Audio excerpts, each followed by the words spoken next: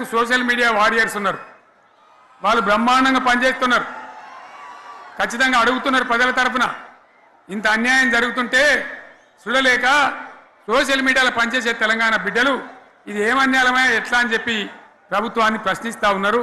ప్రజలకు మద్దతుగా నిలబడతా ఉన్నారు. వాళ్ళ మీద కేసులు, వాళ్ళని పట్టుకపోవడు. పోలీస్ సోదరులను నేను అడుగుతా ఉన్నా, మీరెందుకు దునుకులాడుతుండ్రే? మీకేమక్కడ వచ్చింది? మీకొక్కటి చెప్తున్నా నేను, గ్యారంటీగా పోలీసు మిత్రులారా, ఇవాళ పోయి రాత్రి మీ డైరీలలో రాసుకోండి. మీ డైరీలలో రాసి పెట్టుకోండి. 100కు 100% ఇలా తెలంగాణ చెలరేగిన పరిస్థితికి మళ్ళా వచ్చేది బీఆర్ఎస్ గవర్నమెంటే. అది ఎవరు కూడా ఆపలేడు. అది ఎవరి తరం కాదు, ఎవరి వశం కాదు. మీకు తెలియదా? మీరు పోలీసు ఉద్యోగాలు చేస్తున్నారు, మీరు చదువుకోలేదా?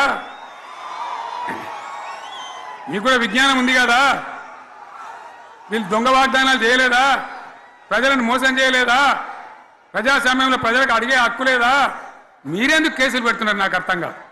మీరెందుకు దునుకులాడుతున్నారు? మీరెందుకు బలైతారు? రేపు మీకు రాజకీయాలు ఎందుకు? మీ డ్యూటీ మీరు చేయండి.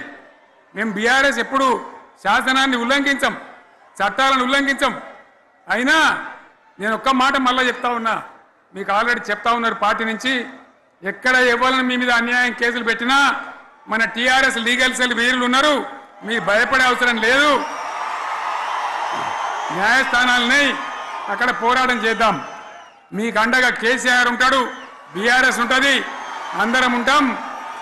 ఇక ఈడికెళ్ళి నేను కూడా ఊకోను. నేను బయలుదేరతా. యాందాకైనా మంచిదే.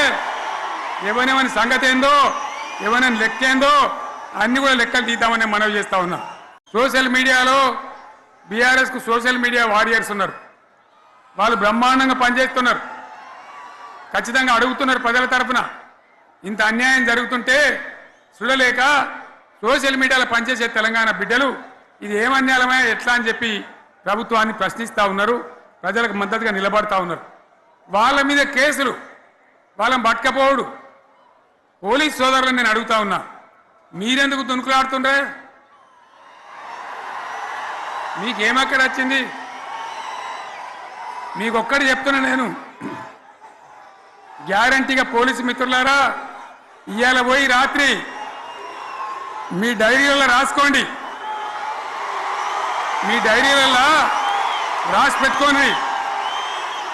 100కు 100% ఇలా తెలంగాణ చెలరేగిన పరిస్థితికి మళ్ళా వచ్చేది బీఆర్ఎస్ గవర్నమెంటే.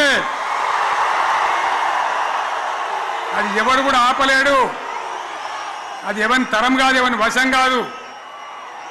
మీకు తెలియదా? మీరు పోలీసు ఉద్యోగాలు చేస్తున్నారు, మీరు చదువుకోలేదా? మీకు కూడా విజ్ఞానం ఉంది కదా? వీళ్ళు దొంగ వాగ్దానాలు చేయలేదా?